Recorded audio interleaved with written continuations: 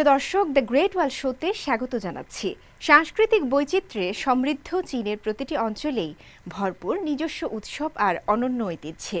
তাই তো চীনকে বলা হয় উৎসবের দেশ। হালের ফ্যাশন জগৎ থেকে শুরু করে চলচ্চিত্র, শিল্প, সংস্কৃতি, নানামাত্রিক আয়োজন, চীনের নয়নাভিরাম প্রাকৃতিক সৌন্দর্য ও বৈচিত্র্যময় জীবনধারার গল্প সবকিছুই থাকছে আমাদের এই অনুষ্ঠানে। বরাবরের মতো আপনাদের সঙ্গে আছি আমি রাউজে জাবিদ ঐশী।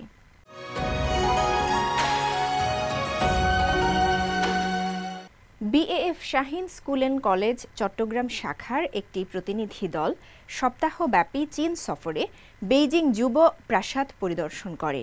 এর আগে তারা বিভিন্ন বিশ্ববিদ্যালয় ও জাদুঘর ঘুরে দেখেন। সেখানে শিক্ষক ও শিক্ষার্থীরা বিজ্ঞান, প্রযুক্তি, সংস্কৃতি ও শিল্পকলার নানা কার্যক্রমে অংশ নেন। বেইজিং থেকে বিস্তারিত জানাচ্ছেন আমাদের সহকর্মী ওয়াং ছুই ইয়াং জিনিয়া।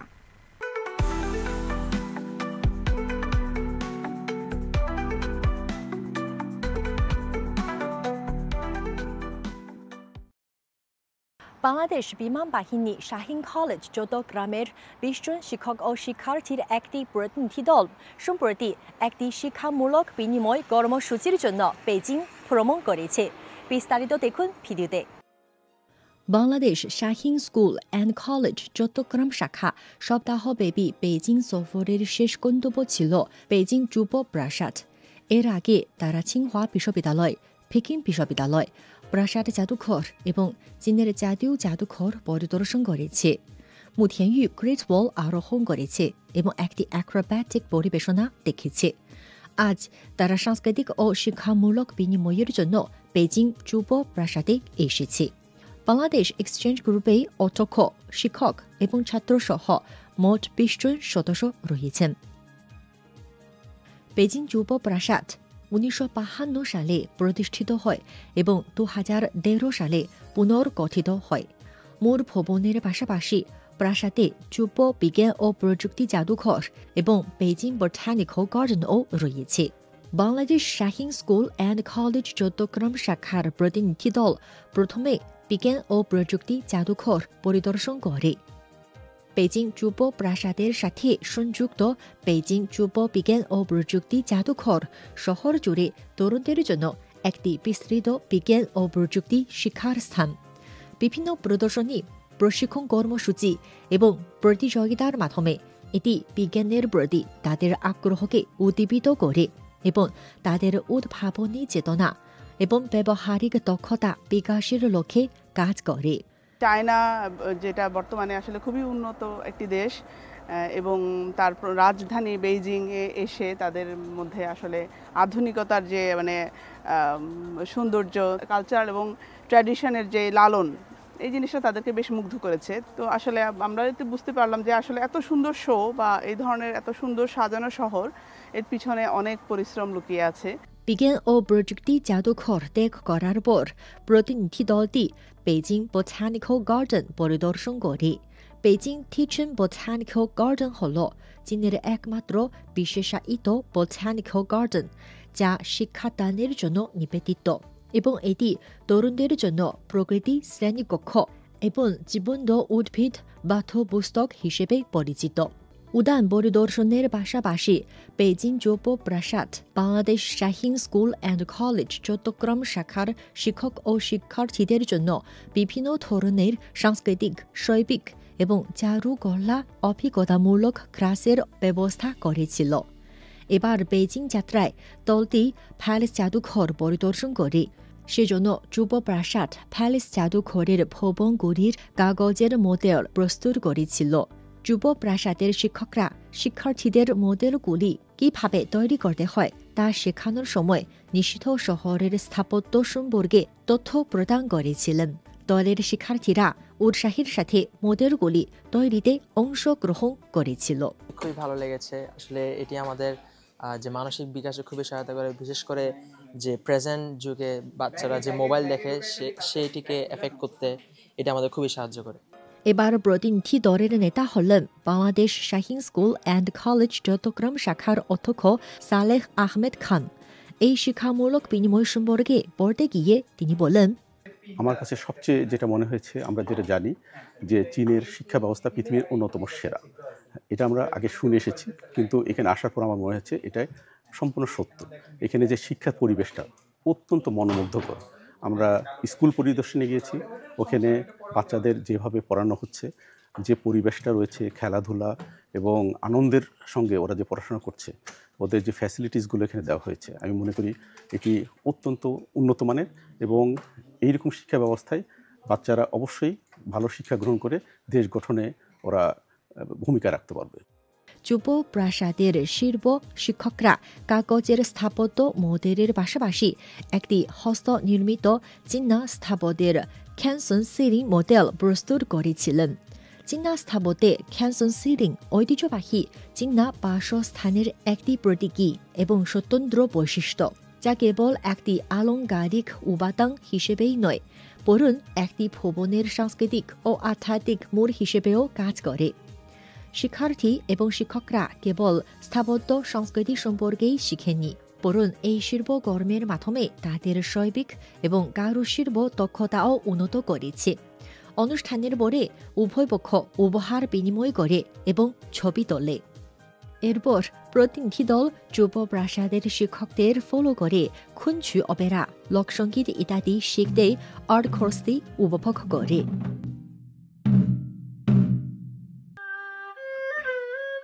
এরপর আরহু শিক্ষক, ইয়াংছিং শিক্ষক এবং ড্রাম শিক্ষক একসাথে বাদ্যযন্ত্র বাজান, যা শিক্ষক ও শিক্ষার্থীদের ঐতিহ্যবাহী চীনা বাদ্যযন্ত্রের একটি দুর্দান্ত পরিবেশনা উপহার দেয়।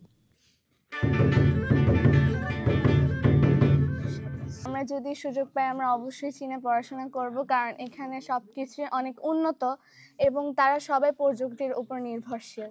ওখানকার পরিবেশ পড়ালেখার টপ নচ ছিল। তো আমি যখন বড় হব, ইউনিভার্সিটি উঠবো, ইনশাল্লাহ আমি এখানে আসতে চাই পড়ালেখার জন্য। এখানে আমি অ্যাপ্লাই করব, অবশ্যই অ্যাপ্লাই করব।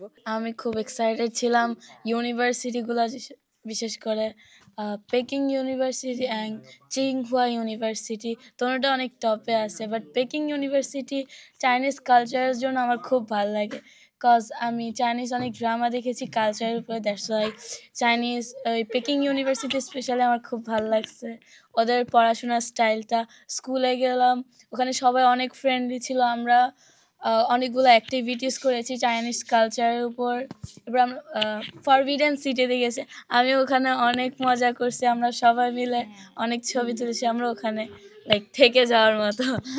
Bangladesh Shaheen school and college Chattogram শাখার শিক্ষার্থীরা এই মত বিনিময় অনুষ্ঠানটি উপভোগ করেছে এবং যুব প্রাসাদে শিক্ষক ও শিক্ষার্থীদের কাছে তাদের দেশের সঙ্গীত ও নৃত্য প্রদর্শনের আগ্রহ প্রকাশ করেছে। চীন বাংলাদেশ যুব বিনিময় কর্মসূচি বেইজিং যুব প্রাসাদে সফলভাবে শেষ হয়েছে। চীন ও বাংলাদেশের মধ্যে কূটনৈতিক সম্পর্ক প্রতিষ্ঠার 50তম বার্ষিকীর সাথে মিল রেখে এই সফর যুব বিনিময়কে কাজে লাগিয়ে বন্ধুদের পথে একটি নতুন অধ্যায় সফলভাবে রচনা করেছে এবং চীন ও বাংলাদেশের জন্য একটি অভিন্ন গড়নের সমাজ গড়ে তোলার জন্য প্রাণবন্ত যুব শক্তি সঞ্চার করেছে। আমি জিনিয়া, সেমজি, বেজিং থেকে। বাংলাদেশে প্রথমবারের মতো প্রদর্শিত হয়েছে চীনের মহাকাশ ভিত্তিক প্রামাণ্যচিত্র শেনচৌ 13, যা দর্শকদের দিয়েছে বাস্তব মহাকাশ যাত্রার অভিজ্ঞতা। রাজধানীর বারিধারায় আয়োজিত এই প্রদর্শনীতে নানা শ্রেণী পেশার মানুষ উপস্থিত ছিলেন। চীনা নভোচারীদের 6 মাস ব্যাপী কক্ষপথ জীবনের উপর নির্মিত এই চলচ্চিত্রে দেখা যায় চীনের ইতিহাসে প্রথম নারী নভোচারীর স্পেসওয়াক। 8K ক্যামেরায় ধারণ করা ফুটেজে ফুটে উঠেছে পৃথিবীর অনন্য সৌন্দর্য। বিস্তারিত থাকছে রিপোর্টে। বাংলাদেশের দর্শকরা এবার পেলেন এক অনন্য অভিজ্ঞতা। প্রথমবারের মতো দেশে প্রদর্শিত হল চীনের মহাকাশ ভিত্তিক প্রামাণ্যচিত্র শেনচৌ 13। এ যেন সিনেমা নয়, এক বাস্তব মহাকাশ যাত্রার সাক্ষী হয়ে উঠলেন দর্শকরা। চীন ও বাংলাদেশের কূটনৈতিক সম্পর্ক প্রতিষ্ঠার 50তম বার্ষিকী উদযাপনে রাজধানী ঢাকার বারিধারার আপন ফ্রেন্ডশিপ এক্সচেঞ্জ সেন্টারের আয়োজনে এই বিশেষ প্রদর্শনীতে উপস্থিত ছিলেন দেশের নানা শ্রেণী পেশার মানুষ। কারো চোখে বিস্ময়, কারো মুখে গর্ব। সবাই যেন ডুবে গিয়েছিলেন মহাশূন্যের অজানা জগতে। প্রদর্শনী শেষে অনেকেই শেয়ার করেন তাদের অনুভূতি। যে সেনজো 13-এর যে মহাকাশ যে যানটি যেটা মহাকাশ প্রদক্ষিণ করেছে, এটার উপরে চমৎকারভাবে এটি চিত্রায়িত হয়েছে এবং আমি তো খুবই অভিভূত হয়েছি। আমার কাছে একটা স্টেজে মনে হচ্ছিল আমি নিজেই মনে হয় মহাকাশে আছি। তো সত্যি সত্যি এটা একটা অ্যামেজিং ক্রিয়েশন। এটার যে ডাইরেক্টর তার প্রতি আমার কৃতজ্ঞতা অনেক বেশি। এটা আসলে একটি মানে সম্পূর্ণ নতুন ধরনের একটি ডকুমেন্টারি। আমরা এতদিন যে স্পেস সম্বন্ধে যেগুলো দেখেছি সেগুলো আসলে মেড আপ, যে মানুষ চিন্তা করে বা হলিউডে বিভিন্ন স্পেস নিয়ে বানায়, বাট একদম স্পেসে বসে থেকে একটা 8K ভিডিও বানানো এবং সেটা দেখা, এটা মানে একটা সত্যি আমি কি বলবো যে একটা রোমাঞ্চকর একটা অভিজ্ঞতা। এবং মানে স্পেস স্টেশনগুলো সত্যিকারে কেমন হয় বা বাস্তবে তারা কি করে, এটা একটা মানে শিক্ষণীয় একটা বিষয় বলা যায়। চীনের নভোচারী চাই চি কাং, ওয়াং ইয়াপিং এবং ইয়ে কোয়াংফুর ধারণ করা ফুটেজে নির্মিত এই প্রামাণ্যচিত্রে তুলে ধরা হয়েছে সেনচো 13 মিশনের 6 মাস ব্যাপী কক্ষপথ জীবন। এটাই ছিল চীনা নভোচারীদের সেই সময়ের দীর্ঘতম মহাকাশ মিশন, যেখানে প্রথমবারের মতো এক নারী নভোচারী সম্পন্ন করেন ঐতিহাসিক স্পেস ওয়াক, যা চীনের মহাকাশ অভিযানে নতুন অধ্যায়ের সূচনা করে। 8K আলট্রা হাই ডেফিনিশন ক্যামেরায় সরাসরি মহাকাশ থেকে ধারণ করা ফুটেজে দর্শকরা দেখতে পান এমন সব দৃশ্য যা আগে কেবল কল্পনাই সম্ভব ছিল।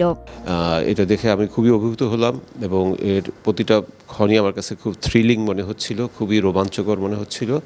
আমার কাছে মনে হয়েছে এই ধরনের মুভিগুলো আমাদের নতুন প্রজন্মের জন্য, যারা এখনও ছাত্র, তাদের জন্য এটা খুবই ইফেক্টিভ হবে। তারা যদি এই ধরনের মুভিগুলো দেখতে পান তাহলে তাদের চিন্তার জগতে, তাদের মননে অনেক পরিবর্তন আসবে এবং তারা এটা দ্বারা অনেক উপকৃত হবেন। আমাদের বাংলাদেশের ভবিষ্যৎ প্রজন্ম অনেক উপকৃত হবে।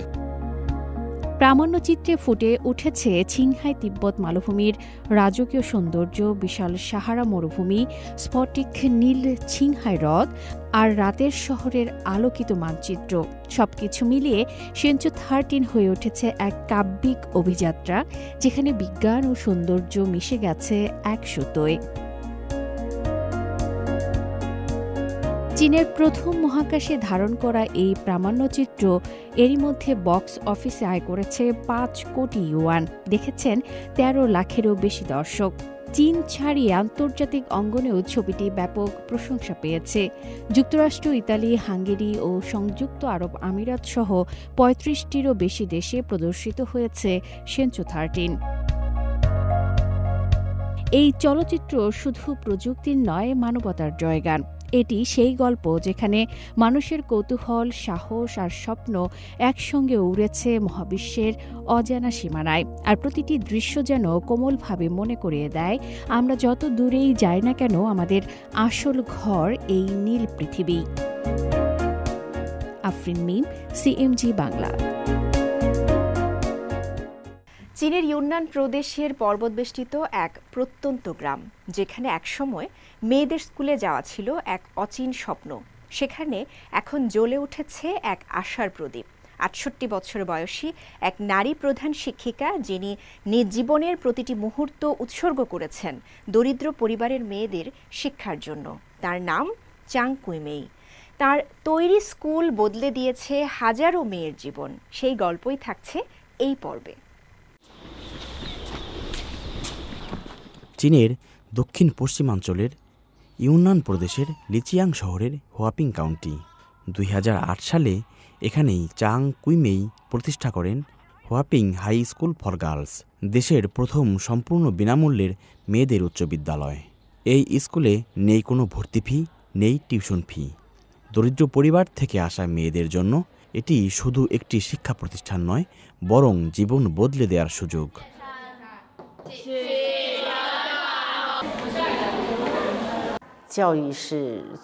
আমি চাই মেয়েরা জানুক সময় কত মূল্যবান। একদিন তারা হয়তো সেনাবাহিনীতে যাবে, কোনো কারখানায় কাজ করবে কিংবা শিক্ষক হবে, কিন্তু সময়ের মূল্য যদি না বোঝে তাহলে কোনো কিছুই সম্ভব নয়। 1996 সালে চাং আসেন হোয়াপিং কাউন্টিতে। তখন চারপাশে ছিল দারিদ্র্য আর হতাশা। অসংখ্য কিশোরী স্কুল ছেড়ে বিয়ের পিঁড়িতে বসত। তখনই তিনি সিদ্ধান্ত নেন এই বাস্তবতা বদলাবেন। আর তার পথ হবে শিক্ষা। তার বিশ্বাস শিক্ষাই সবচেয়ে ন্যায্য এবং সবচেয়ে শক্তিশালী মাধ্যম, যা দারিদ্র্য থেকে উন্নতির দিকে নিয়ে যেতে পারে। গত 2 দশকে চাং কুইমেই প্রায় 2000 মেয়ে শিক্ষার্থীকে বিশ্ববিদ্যালয়ে পাঠিয়েছেন।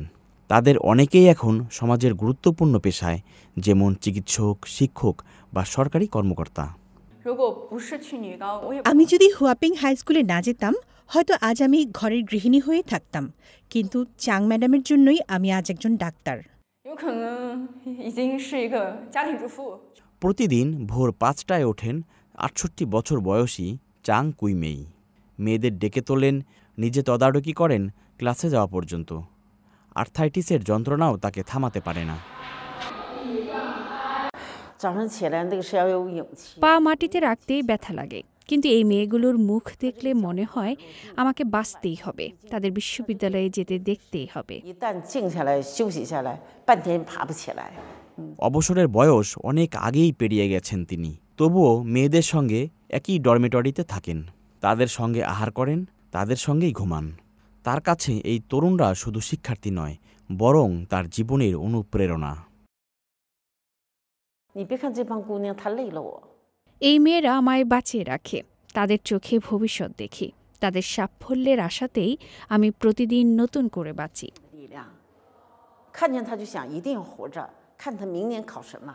একজন নারী যিনি নিজের ব্যথাকে শক্তিতে রূপ দিয়েছেন আর নিজের জীবন দিয়ে দেখিয়েছেন শিক্ষাই হতে পারে সবচেয়ে বড় পরিবর্তনের হাতিয়ার। পাহাড়ের নিভৃত কোণে জ্বলে থাকা এই আলো একদিন হয়তো ছড়িয়ে পড়বে সারা বিশ্বে। আল আমিন আজাদ, সিএমজি বাংলা।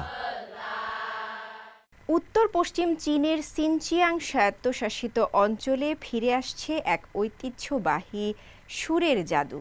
উইগর জাতিগোষ্ঠীর সাংস্কৃতিক ঐতিহ্য দোলান মোকাম। গান, নাচ আর শতাব্দী প্রাচীন সুরের মেলবন্ধন গড়া এই সংস্কৃতি বর্তমান প্রজন্মের মধ্যে আবারও জাগিয়ে তুলছে তাদের আত্মপরিচয় আর পর্যটনের নতুন সম্ভাবনা। দোলান মোকাম উইগুর সংস্কৃতির এক জীবন্ত বিশ্বকোষ। 2005 সালে ইউনেস্কো একে masterpiece of the oral and intangible heritage of humanity হিসেবে স্বীকৃতি দেয়। প্রজন্ম থেকে প্রজন্ম ধরে মুখে মুখে চলে আসা অনবদ্য অধরা সংস্কৃতির প্রাপ্য ছিল এই অর্জন। সিনচিয়াংয়ের দক্ষিণ পশ্চিমে সুবিশাল তাকলিমাকান মরুভূমির প্রান্তে অবস্থিত মাকিত কাউন্টি হল দোলান মোকামের প্রকৃত নিবাস। এখানকার মানুষেরা প্রাচীনকাল থেকেই শিকার আর মাছ ধরার জীবনে অভ্যস্ত। আগে শিকার করে জীবিকা চালাতাম, তাই আমাদের সঙ্গীত ও নাচে শিকারের উত্তেজনা আছে। দোলান মোকাম শুধু একটি পরিবেশনা নয়, এটি জীবনের প্রতিচ্ছবি। বিয়ে, ফসল তোলা বা সম্প্রদায়ের উৎসব, সব ক্ষেত্রেই প্রতিধ্বনিত হয় এই সুর। আমরা জীবন ও ভালোবাসা নিয়ে গান গাই, এটি আমাদের আত্মার ভাষা। চীনা সরকারের নিয়মিত সহায়তায় দোলান মোকাম এখন নতুন মাত্রায় পৌঁছেছে। প্রতি বছর 5 লাখ ইউয়ানেরও বেশি অর্থ বরাদ্দ করা হয় এই অমূল্য ঐতিহ্য সংরক্ষণ ও প্রজন্মান্তরে পৌঁছে দিতে। এটি শুধু সংস্কৃতিই নয়, স্থানীয় অর্থনীতিতেও আনছে গতি। প্রাচীন এই সংস্কৃতির সুর ও জীবনাচার দেখতে চীনের নানা প্রান্ত থেকে আসছেন পর্যটকরা। এটাই সবচেয়ে ঐতিহ্যবাহী উইগুর সংস্কৃতি। আমরা চাই আমাদের সন্তান এই অভিজ্ঞতা নিজের চোখে দেখুক। দোলান মোকামের এই পুনর্জাগরণ সিনচিয়াংয়ের বৃহত্তর পরিকল্পনার অংশ। পর্যটন বাড়ানো, অর্থনীতিকে বহুমুখী করা এবং আধুনিকায়ন ত্বরান্বিত করা। চলতি বছর প্রকাশিত আঞ্চলিক কর্ম পরিকল্পনা অনুযায়ী 2030 সালের মধ্যে সিনচিয়াংয়ে বার্ষিক পর্যটক সংখ্যা 40 কোটিতে পৌঁছানোর লক্ষ্য ধরা হয়েছে। এতে প্রায় 1000 বিলিয়ন ইউয়ান রাজস্ব আসবে বলে আশা করা হচ্ছে।